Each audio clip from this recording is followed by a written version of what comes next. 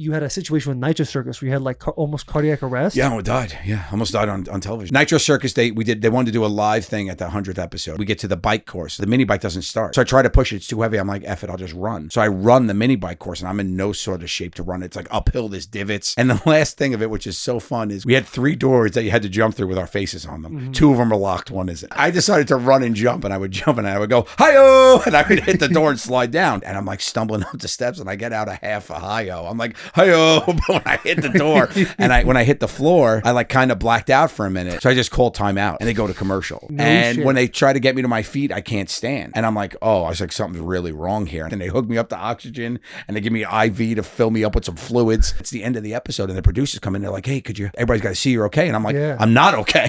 So they like wheel me out at the last shot. It's like Weekend at Bernie's. I'm like, hey. They're like, Joe's okay. I'm like, yeah. And then they put me in the ambulance and I went to the hospital for a checkup.